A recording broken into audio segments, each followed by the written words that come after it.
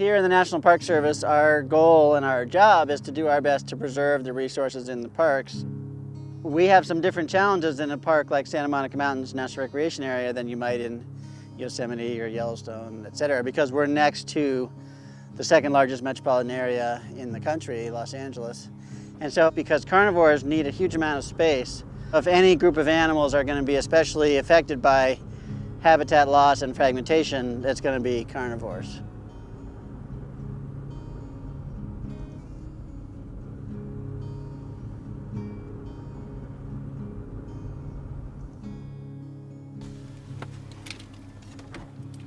I'm just plugging in the receiver to the omnidirectional antenna. That's the one on the roof. It'll pick up the signal so we know we're getting closer.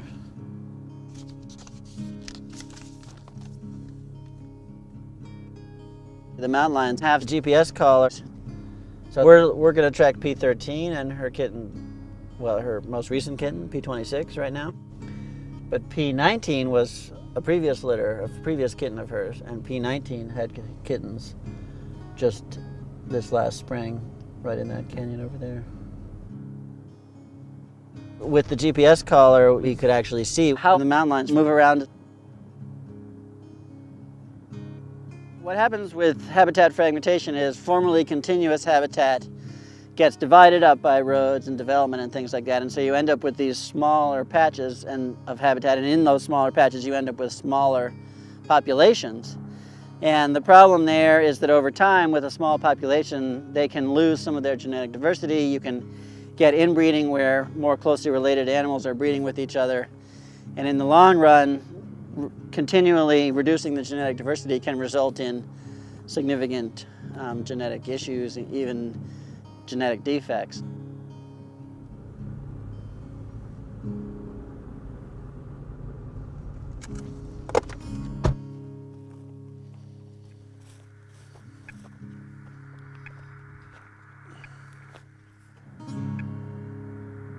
It's been really helpful to track these kittens from a young age and see how well they do, because young males typically disperse, and we know that is a major issue here because the Santa Monicas are surrounded by either the ocean down there or the freeway and development on the other three sides. And when these young males try to get somewhere else, it's very hard for them to do that.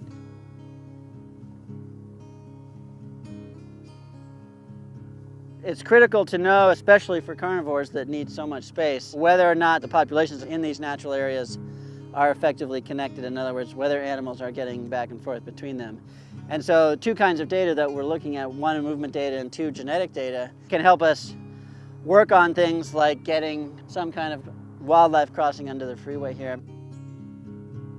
If we don't have this connectivity, it's not going to happen, next year or in 10 years, but eventually we won't be able to keep an animal like mountain lions in the park, and that's our job. That's our mandate with the National Park Service, is to do our best to preserve all of the natural resources in these parks, including mountain lions. Mountain lions are sort of the ultimate challenge in a landscape like this because they need so much space. But we're hopeful that we can continue to have them even in a park like Santa Monica Mountains next to a large metropolitan area.